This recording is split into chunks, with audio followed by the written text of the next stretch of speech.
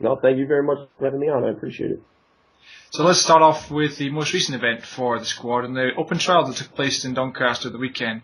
How did you find the event and the turnout from the guys, the mixture of the returning guys as well as some brand new guys?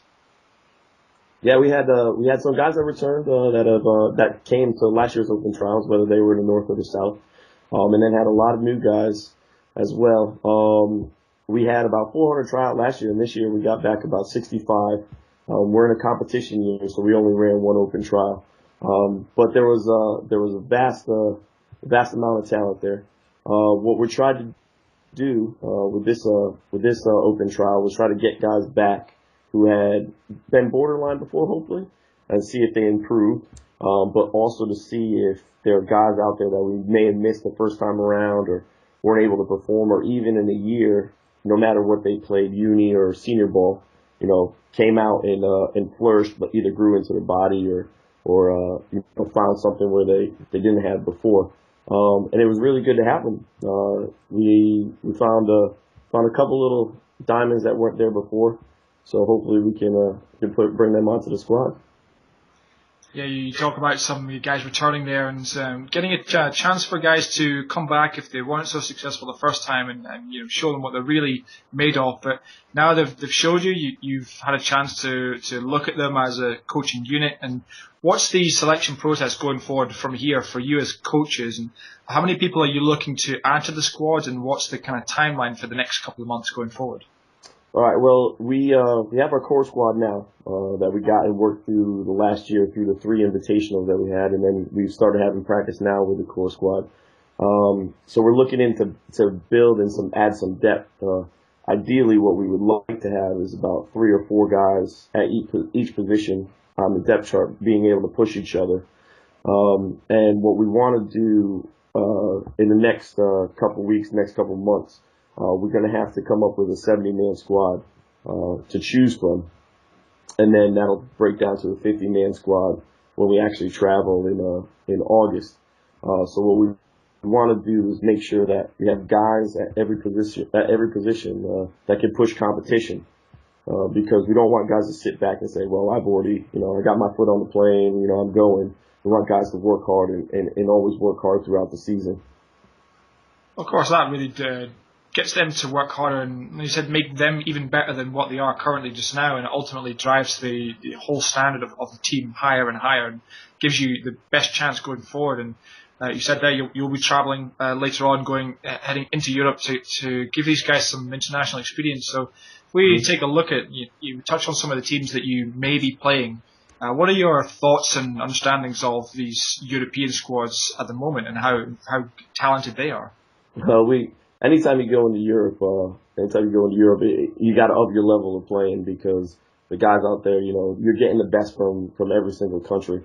And we got to win our Group B tournament to get back into Group A to go to the Euros. But we'll be facing teams like Czech Republic and Denmark, Italy, Spain, and Serbia. And I mean, we know some of those countries and how they play. Like the Serbians are, they're hard nosed. They like to come at you. They're pretty tough. They're pretty physical, and you'll know you're in a game with them. And then, teams from Denmark, seen teams from Denmark play, and they're well drilled. They execute.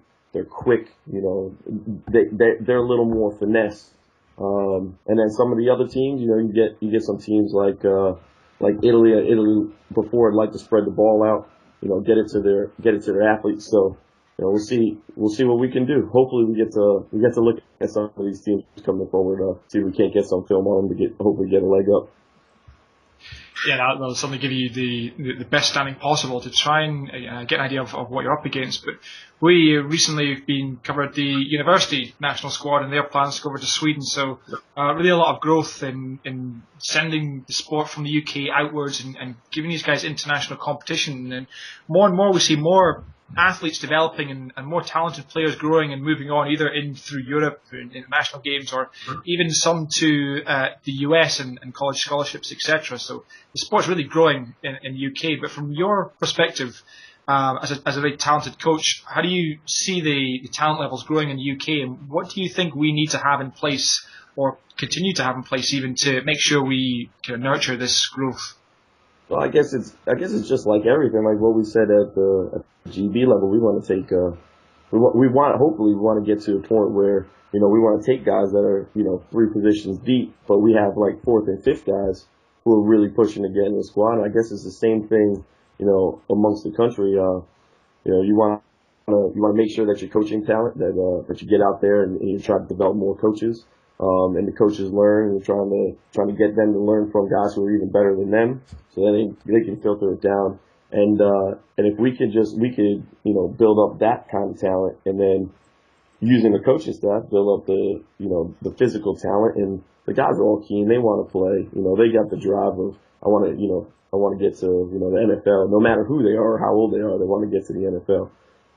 And then the next thing is, try to develop them as young as we can, and get them into programs as young as we can, so they grow up, just like guys that play, English football in the country. They grow up from like 2, 3, 4 years old with a football at their feet. How come they can't grow up, from 3, 4 years old with American football at their hands? I know I say that I got a 3-year-old daughter that holds American football. I'm sure she's not too happy about that, but we get them, try to develop them as young as we can, and get them excited about the sport. And that's the thing. Whenever you can put something like the NFL, and the NFL runs a great show. Whenever you can say, the game's coming to Wembley, and we got 2 this year, I think.